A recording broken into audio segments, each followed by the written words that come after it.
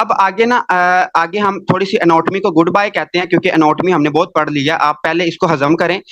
हम करते हैं फिजियोलॉजी। और फिजियोलॉजी जो अभी मैं पढ़ाने लगा हूं ना, आप में बहुत ज्यादा स्टूडेंट न्यू स्टूडेंट हैं जो शायद हमारे साथ कंटिन्यू ना करें आगे जाके, लेकिन अगर आप लोग क्लास में आए हो ना, तो आप ये टॉपिक लाजमी सीख के जाना, क्योंकि ये जो टॉपिक है ना लंग वॉल्यूम्स वाला, ये जो आगे जिस जो पेज हमने पढ़ा है ना, उस पेज को आगे वाला पेज जब आप निकालोगे ना, 688 पेज नंबर है, लंग वॉल्यूम्स। ठीक है, इंतहाई इंपॉर्टेंट टॉपिक है और ये बहुत स्टूडेंट को समझ नहीं आता।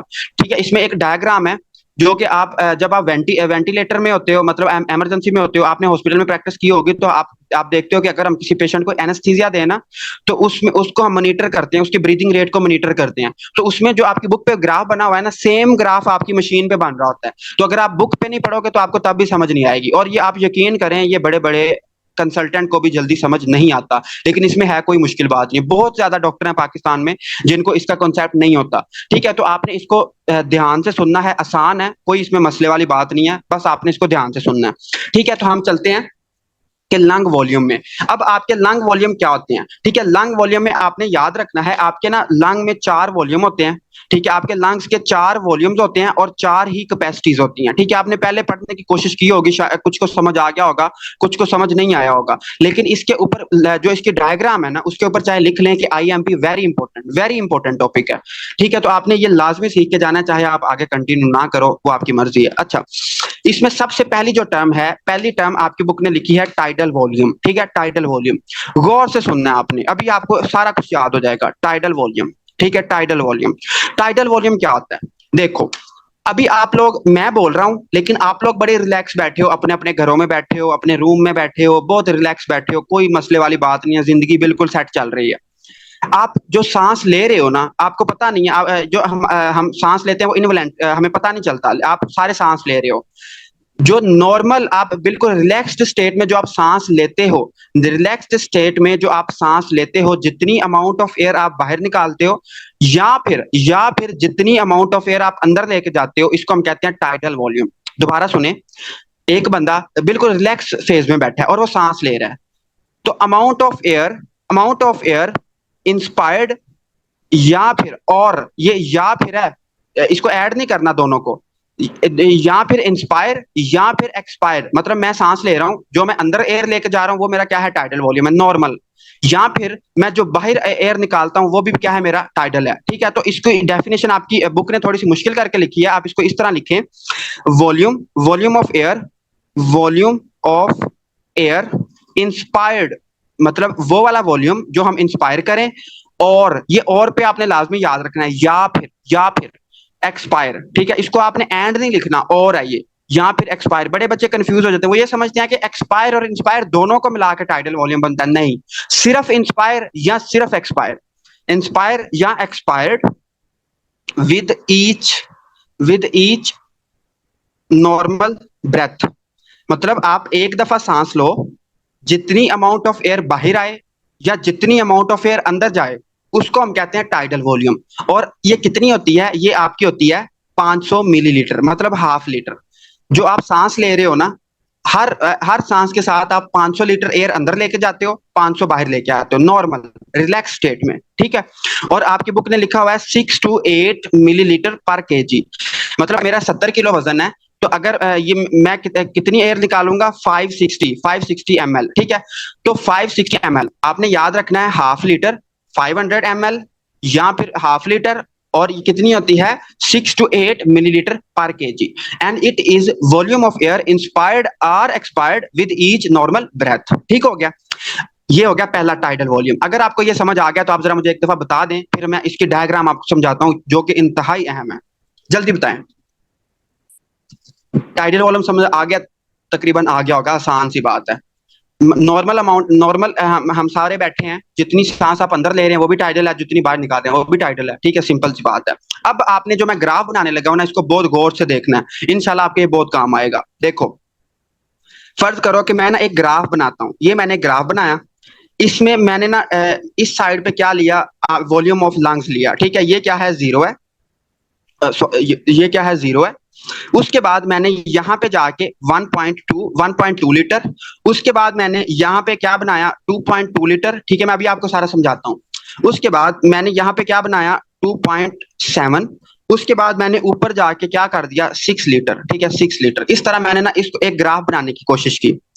अब मैंने आपको बताया कि भाईजान आप जो नॉर्मल अमाउंट ऑफ एयर लेते हो ना, या आप अंदर लेके जाते हो या बाहर निकालते हो, वो कितनी है, 1/2 लीटर है, ठीक है। तो अगर आप देखें कि 2.2 और 2.7 के दरमियान कितना फर्क है, 0.5 का, ठीक है।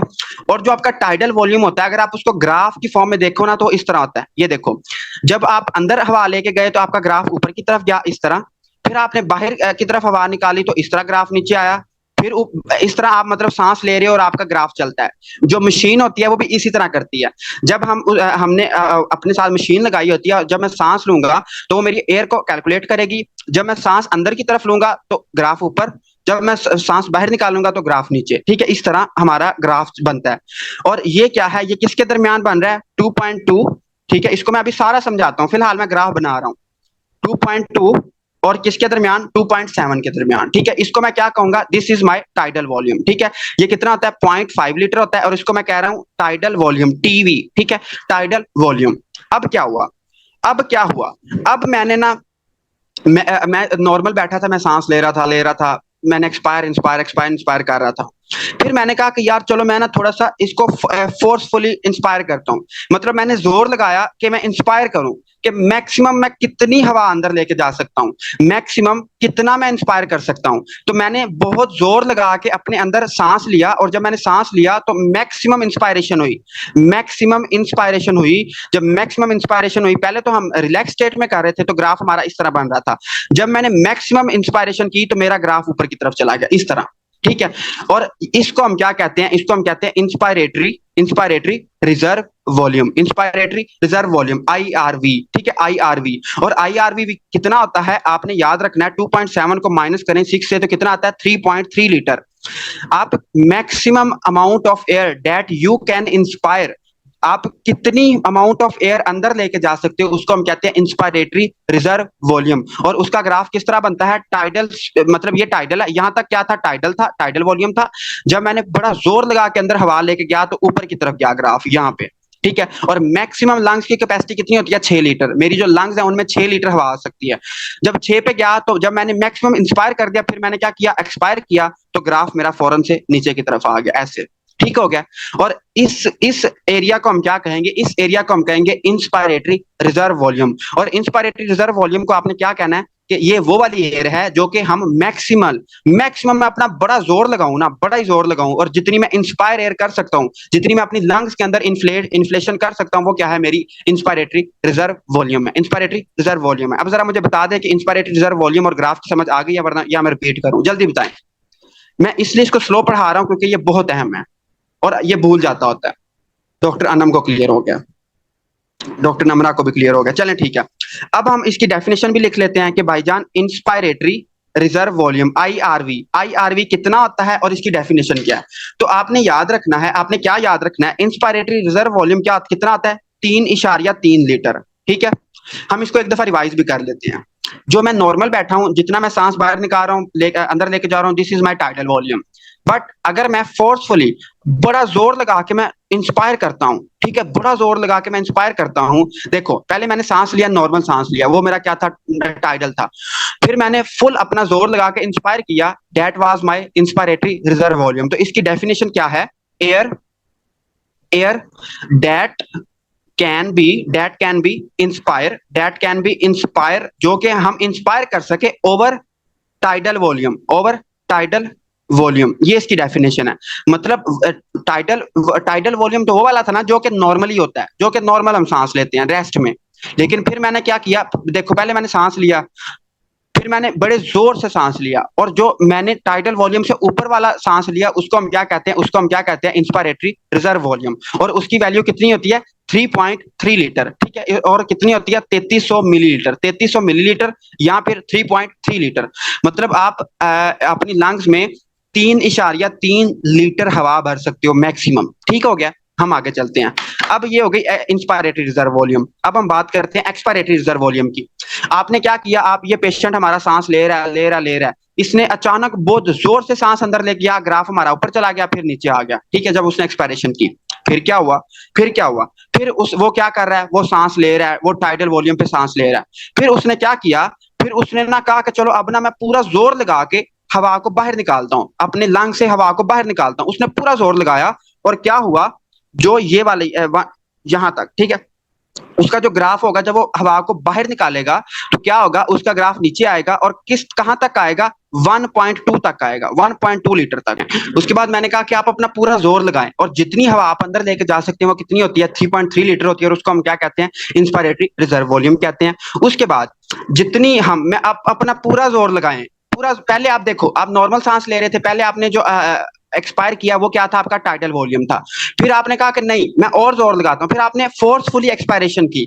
फोर्सफुली एक्सपायरेशन जब की तो क्या हुई, आपका जो वॉल्यूम ऑफ एयर बाहर निकलेगा उसको हम क्या कहते हैं, एक्सपायरेटरी रिजर्व वॉल्यूम, ईआरवी, ठीक है, ईआरवी। ये बहुत इंपॉर्टेंट टर्म्स है, ये बेस है आपकी कि आपने आगे सिस्टम किस तरह पढ़ना है, क्योंकि आगे ये बार बार टर्म्स रिपीट होंगी, इसलिए इसको अच्छे से सीख लें। इंस्पायरेटरी रिजर्व वॉल्यूम क्या होता है, एक्सपायरेटरी रिजर्व वॉल्यूम क्या होता है, ठीक हो गया। इंस्पायरेटरी रिजर्व वॉल्यूम वो होता है जो हम फोर्सफुली इंस्पायर कर सके, एक्सपायरेटरी रिजर्व वॉल्यूम वो होता है जो हम फोर्सफुली एक्सपायर कर सके।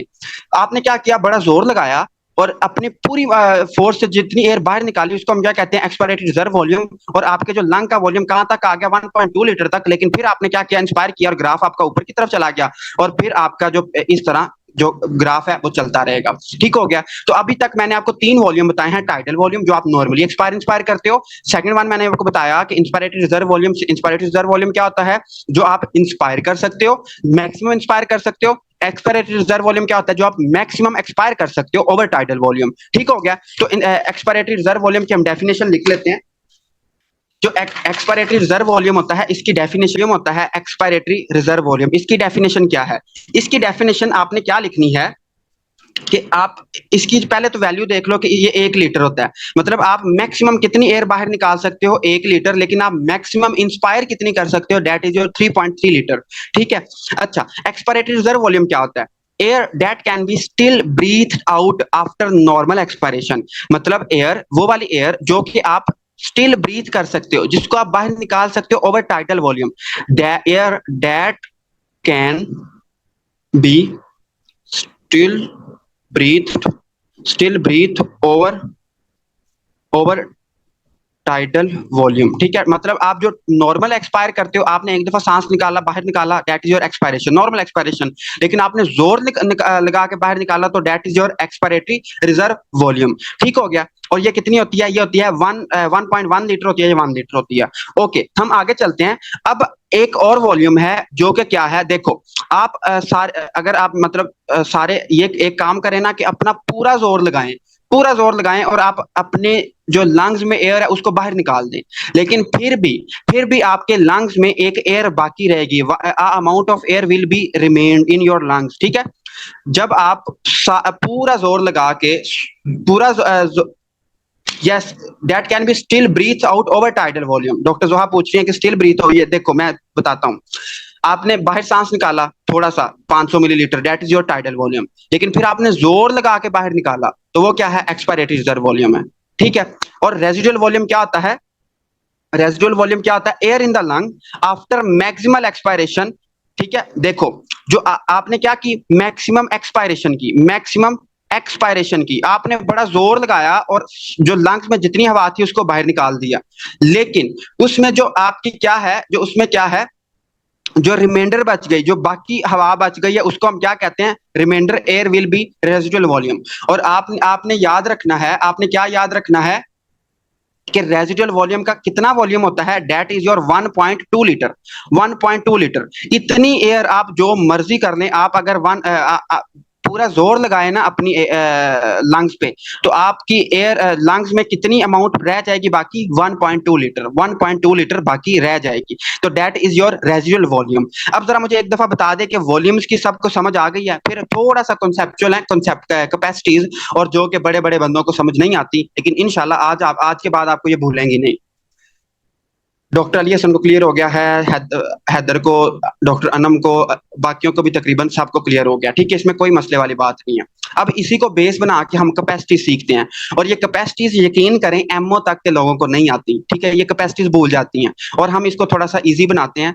तो आपने इसको गौर से देखना है, आपको इंशाल्लाह आज के बाद ये कंसेप्ट कभी नहीं भूलेगा। ठीक है, अब हम देखते हैं कैपेसिटीज।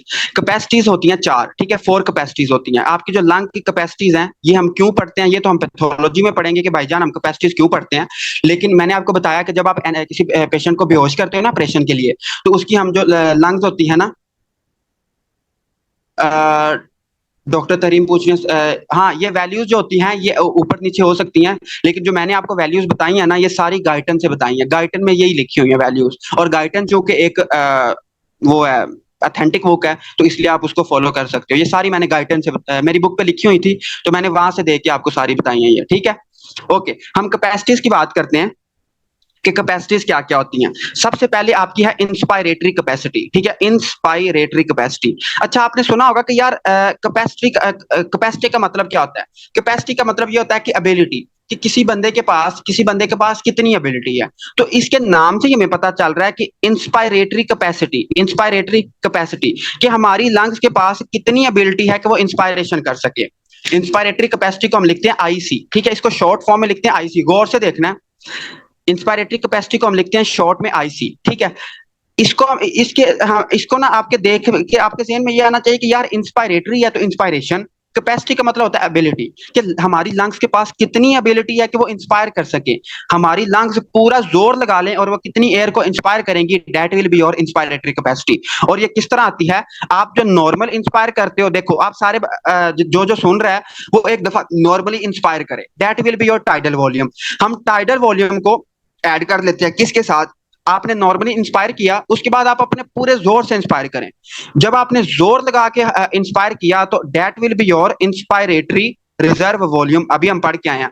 तो टाइडल वॉल्यूम और इंस्पायरेटरी रिजर्व वॉल्यूम को जब हम ऐड करते हैं, तो इट टेल्स अस, क्या अब हमें ये बताता है इंस्पायरेटरी कैपेसिटी, कि हमारी लंग्स की कितनी कैपेसिटी है। तो अब जरा मुझे बताएं, अगर मैं लंग्स की फिब्रोसिस करा दूं, अगर मेरे लंग्स में कोई प्रॉब्लम आ जाए, तो क्या वो इंस्पायर सही तरह कर सकेगी, क्या उसकी इंस्पायरेटरी कैपेसिटी डिक्रीज होगी, इंक्रीज होगी, जरा बताएं ना मुझे।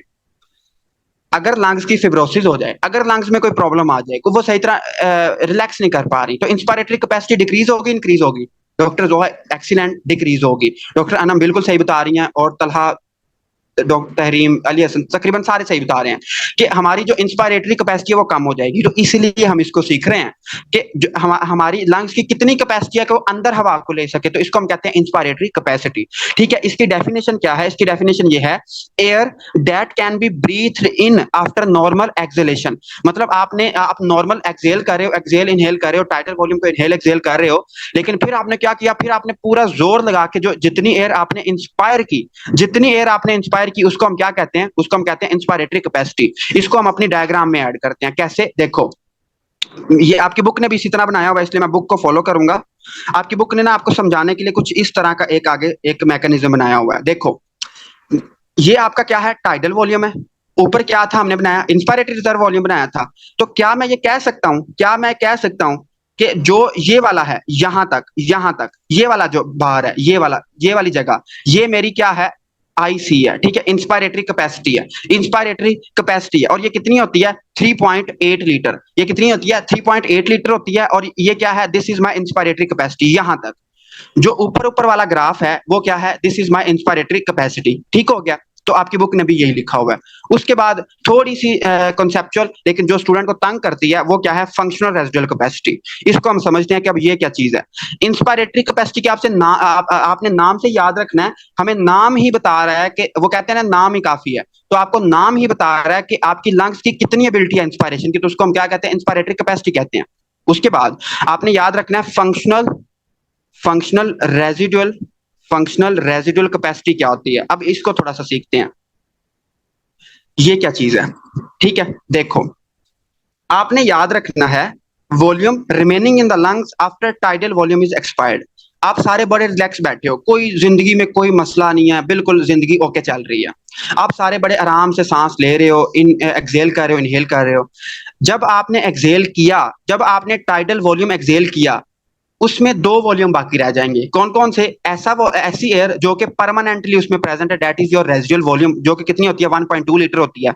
दूसरी उसमें क्या होगी? दूसरी में उसमें होगी इंस्पायरेटरी रिजर्व वॉल्यूम। देखो मैं आपको अगर ग्राफ से भी समझाऊं ना, ये देखो, ये आपका टाइडल वॉल्यूम है, आपने एक्सेल कर दिया, आप यहाँ पे आ गए हो। अब आपके पास कितना वॉल्यूम है? ये वाला वॉल्यूम है आपका। एक्सपायरेटरी रिजर्व वॉल्यूम बाकी रह गया। और आपकी लंग्स में क्या मौजूद है? आपकी लंग्स में क्या मौजूद है? आपका रेजिडुअल वॉल्यूम। तो आपने याद रखना है कि रेजिडुअल से आपने याद रखना है कि परमानेंटली, मतलब कि जो परमानेंट एयर प्रेजेंट है, और फंक्शनल। देखो आप सारे नॉर्मली सांस ले रहे हो, आपकी लंग्स फंक्शन कर रही हैं। तो ऐसी कैपेसिटी जो कि अगर हम नॉर्मल बैठे हैं और जितनी अमाउंट ऑफ एयर हमारी बॉडी में है normally after exhalation, that is your FRC, जिसे हम कहते हैं functional residual capacity. I hope कि आपको समझ नहीं आया होगा, इसलिए मैं दोबारा बताता हूँ। एफआरसी को हम कैसे कैलकुलेट करते हैं? FRC is equal to residual volume RV plus expiratory reserve volume. ठीक है, expiratory reserve volume. Residual volume क्या था? जो हमारा परमानेंटली प्रेजेंट है। और हमारा ईआरवी क्या है? That is your expiratory reserve volume. मतलब आप बड़ा जोर लगाओगे एक्सपायरेशन को तो फिर ये वॉल्यूम जाएगा, वरना आपकी लंग्स के अंदर ये मौजूद है। तो आपने याद रखना है, रेजिडुअल वॉल्यूम और एक्सपायरेटरी रिजर्व वॉल्यूम को अगर हम ऐड करेंगे तो क्या होगा? हमारा फंक्शनल रेजिडुअल कैपेसिटी मिलेगी। और इस कैपेसिटी पे हमारी लंग्स फंक्शन करती हैं। कैसे? वो आपकी बुक ने एक लाइन लिखी हुई है कि इसमें आउटवर्ड जो फोर्स होती है, outward force of chest cavity, जो आपकी चेस्ट कैविटी है उसकी आउटवर्ड फोर्स, वो बैलेंस हो जाती है किसके साथ? इनवर्ड कोलैप्सिंग के साथ। ठीक है, इनवर्ड कोलैप्सिंग के साथ। ये थोड़ी सी कंसेप्चुअल बात है, लेकिन आपने इसको समझने की ट्राई करनी है। देखो, फर्ज करो ये आपकी ट्रैकिया है, ठीक है, ये आपकी क्या है? लंग्स हैं, थोड़ी सी टेढ़ी सी बन गई हैं, लेकिन कोई बात नहीं है। और ये आपकी क्या है? ये चेस्ट कैविटी है। ठीक है, ये दो लंग्स हैं और दरमियान में चेस्ट कैविटी है। अब आपको पता है कि आपकी जो लंग्स हैं इनमें जो जब हमारा ट्रैकिया ओपन होता है तो इसके अंदर कितना एटमॉस्फेरिक प्रेशर होता है? जीरो। मतलब हमारा जो एटमॉस्फेरिक प्रेशर है वो जीरो होता है। तो लंग्स के अंदर भी जो एटमॉस्फेरिक प्रेशर है वो जीरो होगा। लेकिन जो इसकी चेस्ट कैविटी है वो क्या करती है? चेस्ट कैविटी इसको बाहर की तरफ खींचने की कोशिश करती है। जब आप सांस लेते हो तो चेस्ट कैविटी लंग्स को फुलाने की कोशिश करती है। लेकिन जो आपकी लंग्स हैं वो क्या करती हैं? वो कोलैप्स होने की कोशिश करती हैं। बट अल्लाह ताला ने क्या किया? अल्लाह ताला ने हमारे अंदर कुछ एयर रखी परमानेंटली। वो कितनी है? वो है हमारी रेजिडुअल वॉल्यूम, और क्या है? हमारी एक्सपायरेटरी रिजर्व वॉल्यूम। अल्लाह ताला ने हमारे अंदर ये दोनों ये अमाउंट ऑफ एयर रखी 3.8 लीटर, जिसकी वजह से हमारी लंग्स कोलैप्स नहीं करती। कोलैप्स क्यों नहीं करती? क्योंकि जो हमारी आउटवर्ड फोर्स है, जितनी हमारी चेस्ट कैविटी बाहर की तरफ खींचती है, हमारी लंग्स की जो कोलैप्सिंग पावर है वो उसके बराबर हो जाती है। तो इसको हम कहते हैं फंक्शनल रेजिडुअल कैपेसिटी। ये थोड़ी सी कॉन्सेप्चुअल बात है, अब पता नहीं मुझे आपको समझ आई है या नहीं, लेकिन अगर आपको समझ नहीं आई तो कोई बात नहीं है।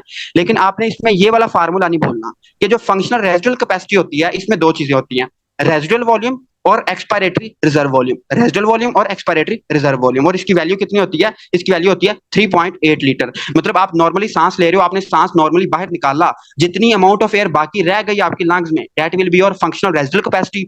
जितनी अमाउंट ऑफ एयर पूरे जोर के साथ आप जितनी अमाउंट ऑफ एयर अंदर लेके जा सकते हो, that is your inspiratory capacity. आगे चलते हैं। तीसरी कैपेसिटी क्या है? Functional residual capacity. और तीसरी है वाइटल कैपेसिटी, जो कि स्टूडेंट के लिए एक नाइटमेयर है, इंक्लूडिंग मी। मुझे ये बहुत लेट समझ आई थी वाइटल कैपेसिटी कि वाइटल कैपेसिटी अब क्या चीज होती है। तो हम इसकी बात करते हैं। एक वाइटल कैपेसिटी क्या होती है? डॉक्टर काशिफ पूछ रहे हैं फिब्रोसिस का। तो डॉक्टर काशिफ में हम जब इसकी पैथोलॉजी स्टार्ट करेंगे ना, तो मैं आपको बताऊंगा कि एफआरसी, वाइटल कैपेसिटी, वो उसमें ऑब्स्ट्रक्टिव में और उसमें दोनों में क्या क्या डिफरेंस होता है। ठीक है, तो आपने इसको याद रखना है कि जो इसमें रेजिडुअल वॉल्यूम और एक्सपायरेटरी रिजर्व वॉल्यूम है, इसको ऐड करेंगे तो फंक्शनल रेजिडुअल कैपेसिटी होती है। बाकी जब हम पैथोलॉजी पढ़ेंगे ना, तो फिर मैं आपको एक रेशियो बताऊंगा। इसकी हम रेशियो लेते हैं, ऑब्स्ट्रक्टिव और रिस्ट्रिक्टिव डिजीज की रेशियो का डिफरेंस होता है, तो हम उसको आगे जाके देखेंगे। अच्छा, जो आगे आपकी कैपेसिटी है, that is your vital capacity. और ये बड़ी मुश्किल से समझ आती है, मुझे खुद बड़ी लेट समझ आई थी, लेकिन इंशाल्लाह आपको अभी समझ आ जाएगी। वाइटल कैपेसिटी, ठीक है, वाइटल कैपेसिटी ये क्या चीज होती है? देखो ये सारी जो कैपेसिटीज है ये थोड़ा सा कॉन्सेप्चुअल टॉपिक है, आपने जाया नहीं करना इसको। मैंने थोड़ा सा इसलिए पढ़ाया है ताकि आप इसको अब्जॉर्ब कर सको। आपने इसको शाम को लाजमी पढ़ना है और थोड़ी सी इसकी प्रैक्टिस करनी है अपनी सांस के ऊपर। आपने पहले नॉर्मल सांस लेना है, फिर अपने आप को बताना है कि अच्छा ये मेरा टाइडल वॉल्यूम था। फिर आपने जोर से इंस्पायर करना है, कहना है ये मेरा इंस्पायरेटरी रिजर्व वॉल्यूम था। फिर आपने जोर से एक्सपायर करना है, फिर कहना है कि ये मेरा एक्सपायरेटरी रिजर्व वॉल्यूम था। फिर आपने कैपेसिटीज के बारे में सोचना जो कि मैं पढ़ा रहा हूँ। ठीक है, तो वाइटल कैपेसिटी आगे बहुत क्लिनिकली यूज होती है और ये थोड़ी सी मुश्किल सी भी है, तो इसको हम समझने की कोशिश करते हैं। ये क्या है? Volume of air that can B forcibly expired after maximal inspiration. देखो इसमें क्या है, पहले आपने ना मैक्सिमम इंस्पायर करना है, पूरे जोर से आपने क्या करनी है, इंस्पायरेशन करनी है, पूरी जोर से आपने सांस को अंदर लेके जाना है। देन देन आपने क्या करना है, फिर आपने पूरे जोर से फोर्सिबली एक्सपायर करना है, फोर्सिबली एक्सपायर करना है। पहले आपने पूरे जोर से इंस्पायरेशन करनी है, फिर पूरे जोर से क्या करना है, एक्सपायरेशन करनी है। ठीक है, जितनी एयर आपकी एक्सचेंज होगी, देखो मैंने पूरे जोर से सांस अंदर लिया, that was my maximum inspiration. पूरे जोर से मैंने सांस को बाहर निकाला, that was my forcibly expiration. जितनी एयर इंस्पायरेशन और एक्सपायरेशन के दौरान अंदर बाहर गई उसको हम कहते हैं वाइटल कैपेसिटी। और कैपेसिटी का मतलब क्या होता है, एबिलिटी। वाइटल का मतलब होता है बड़ा जरूरी। तो हमारी लंग्स में, मतलब हमारी लंग्स की जो कैपेसिटी होती है उसको हम कहते हैं वाइटल कैपेसिटी। जो हमारी लंग्स की जिसपे हमारी लंग्स, मतलब हम अगर हमने देखना हो ना कि हमारी लंग्स कितना काम कर रही है, हमारी लंग्स कितनी हेल्दी हैं, तो हम वाइटल कैपेसिटी चेक करते हैं। हम पेशेंट को कहते हैं आप पूरे जोर से इंस्पायर करें, तो इंस्पायर करेगा, हम उसको कैलकुलेट करते हैं। फिर वो पूरे जोर से एक्सपायर करता है, हम उस सारी हवा को कैलकुलेट करते हैं और उसको हम क्या कहते हैं, वाइटल कैपेसिटी। मैक्सिमम इंस्पायर करना है, उसके बाद मैक्सिमम एक्सपायर करना है, जितनी एयर अंदर बाहर जाएगी उसको हम क्या कहते हैं, उसको हम कहते हैं वाइटल कैपेसिटी। और इसका फार्मूला क्या होता है, देखो इंस्पायरेटरी रिजर्व वॉल्यूम ये क्या है, पूरे जोर से मैंने हवा को अंदर ले गया, फिर टाइडल वॉल्यूम जो मैं नॉर्मल अमाउंट में मैंने इंस्पायर किया, फिर क्या हुआ, फिर मैंने एक्सपायरेटरी रिजर्व वॉल्यूम जो मैंने पूरे जोर से हवा बाहर निकाली। इन तीनों के सम को हम क्या कहते हैं, इन तीनों के सम को हम क्या कहते हैं, वाइटल कैपेसिटी। वाइटल का मतलब होता है ना जरूरी, वाइटल ऑर्गन जैसे होते हैं कि बड़े ये जरूरी ऑर्गन है, मेन ऑर्गन है। तो आपके लंग के वाइटल कैपेसिटी क्या होती है कि आपके लंग्स जिस चीज पे काम करते हैं, that is your vital capacity, that is your vital capacity. तो इसको आपने इस तरह याद रखना है। ठीक है, इसका ये फार्मूला आईआरवी, टीवी और ईआरवी, इसको आपने रटा मार लेना है, इसको समझ के रटा मारना है। उसके बाद बड़ी आसान है, total lung capacity. Total lung capacity मतलब आपकी लंग में कितनी कैपेसिटी है। ठीक है, कितनी कैपेसिटी है आपकी लंग्स की, आपकी लंग्स की कितनी एबिलिटी है, तो इसको हम कहते हैं total lung capacity, TLC. TLC ठीक है, टीएलसी। और ये कितनी होती है, ये अभी हम पढ़ के आए हैं 6 लीटर होती है। आपकी जो लंग्स हैं ये 6 लीटर की हैं, 6 लीटर हवा इनके अंदर जा सकती है, 6 लीटर की होती हैं। तो total lung capacity, total lung capacity क्या होती है, टोटल लंग कैपेसिटी में हमारी सारी चीजें, जितनी चीजें मैंने पढ़ाई हैं उन सबको ऐड कर देना है। कैसे, इंस्पायरेटरी रिजर्व वॉल्यूम, ये वो वाला वॉल्यूम है जो आप मैक्सिमम इंस्पायर कर सकते हो। फिर आपने किसको ऐड करना है, फिर आपने करना है टाइडल वॉल्यूम को, फिर आपने एक्सपायरेटरी रिजर्व वॉल्यूम को, और फिर आपने किसको एक्सपायरेटरी भी होगा, फिर आपका एक रह गया है रेजिडुअल वॉल्यूम जो कि परमानेंटली आपकी लंग्स में प्रेजेंट है। इन सब को ऐड करने के बाद जो आपके पास आंसर आता है, that is your 6 litre, that is your 6 litre. इसको हम कहते हैं टोटल लंग कैपेसिटी। अब हम इसको ग्राफ से भी समझ लेते हैं ताकि आपकी बुक भी क्लियर हो जाए। देखो मैंने कहा कि इंस्पायरेटरी कैपेसिटी क्या होती है। इंस्पायरेटरी कैपेसिटी का मतलब ये होता है, ओके डॉक्टर जोहा मैं इसको कर रहा हूँ, रिपीट कर रहा हूँ। इंस्पायरेटरी कैपेसिटी क्या होती है कि मेरे लंग्स कितना इंस्पायर कर सकते हैं, मतलब मैं अपना जी जान लगा लूं, मैं पूरा जोर लगा लूं और मेरी लंग्स कितना इंस्पायर कर सकती हैं, that is my inspiratory capacity. और उसमें दो चीजें आती हैं, टाइडल वॉल्यूम, तो आपकी बुक ने भी यही लिखा हुआ है टाइडल वॉल्यूम, और आपका क्या लिखा हुआ है, इंस्पायरेटरी रिजर्व वॉल्यूम। इन दोनों को मैं ऐड करूं तो मेरी वो वाली कैपेसिटी आ जाएगी जितनी मैं इंस्पायर कर सकता हूं, उसको हम कहते हैं इंस्पायरेटरी कैपेसिटी। फिर मैंने कहा कि यार अगर मैं एक्सपायर कर लूं, मतलब मैं नॉर्मल बैठा हूं और जो मैं जोर से एक्सपायर नहीं करता, मतलब मैं नॉर्मल बैठा हूं और मेरी लंग्स में एक्सपायरेशन के बाद कितना वॉल्यूम बचता है, मेरी लंग्स किस कैपेसिटी पे वर्क कर रही हैं, किस कैपेसिटी पे फंक्शन कर रही हैं, वो क्या है, वो मेरी है रेजिडुअल वॉल्यूम। रेजिडुअल वॉल्यूम वो वाला था जो परमानेंटली प्रेजेंट है, और उसमें मैंने ऐड किया किसको, एक्सपायरेटरी रिजर्व वॉल्यूम को। इन दोनों को ऐड करके जो मेरे पास वैल्यू आई उसको मैं कहता हूं एफ आर सी।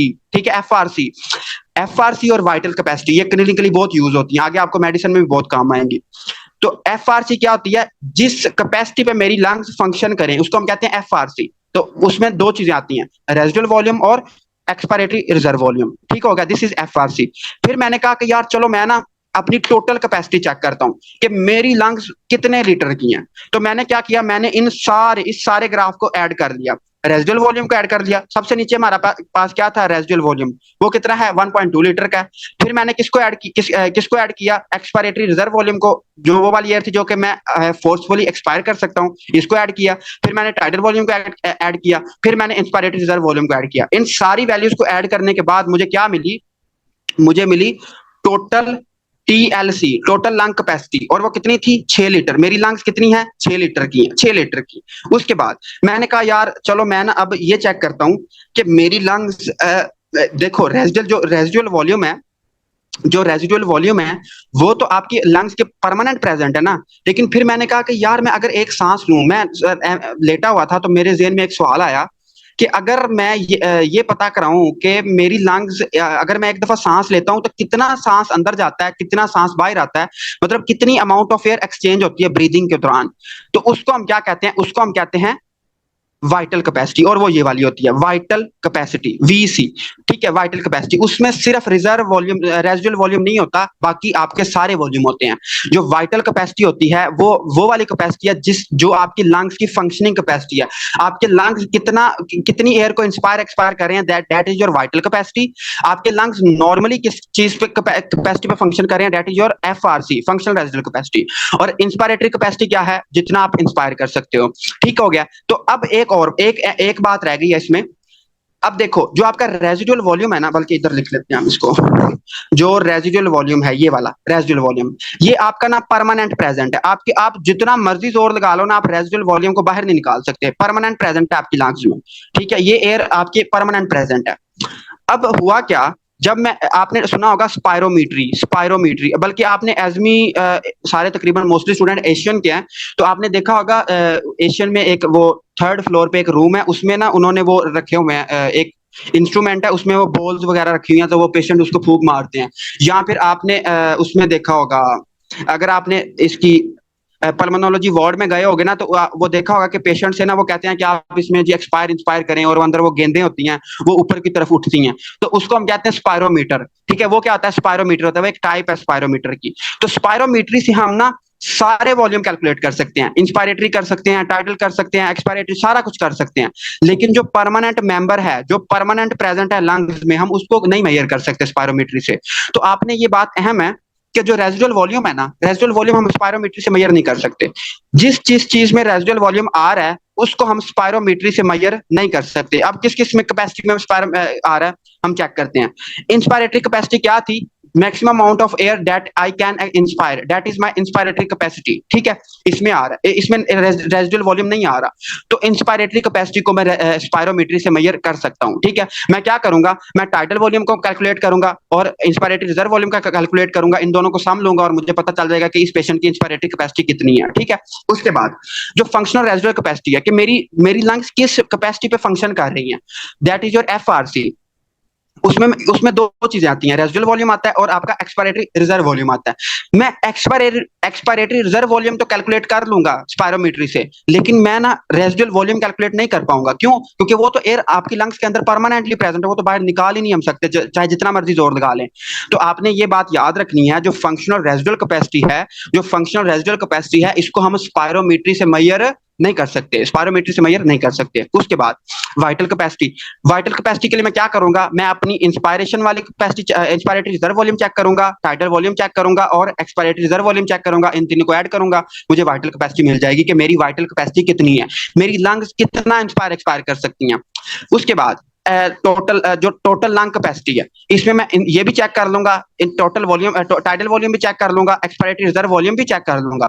लेकिन रेजिडुअल वॉल्यूम मैं स्पायरोमेट्री से चेक नहीं कर सकता। जब मैं इसे चेक नहीं कर सकता तो आपने याद रखना है, जो F R C functional residual capacity और टीएलसी टोटल लंग कैपेसिटी, इसको हम मेजर नहीं कर सकते, can't measure by can't measure by spirometry, हम इसको स्पायरोमेट्री से मेजर नहीं कर सकते, ठीक है। तो ये एमसीक्यू है कि एफआरसी और टीएलसी को हम स्पायरोमेट्री से मेजर नहीं कर सकते। और अगर आपसे वो थोड़ा सा एग्जामिनर खराब होगा तो आपसे ये पूछ लेगा क्यों नहीं मेजर कर सकते, तो आपको पता होना चाहिए कि क्योंकि इनमें क्या आता है, रेजिडुअल वॉल्यूम आता है, और रेजिडुअल वॉल्यूम हमारा परमानेंटली प्रेजेंट होता है लंग्स में, इस वजह से हम इसको रिमूव नहीं कर सकते और हम इसको स्पायरोमेट्री से मेजर नहीं कर सकते। तो ये इंपॉर्टेंट एमसीक्यूज है। अब जरा मुझे बता दें सारे बच्चे कि समझ आ गई है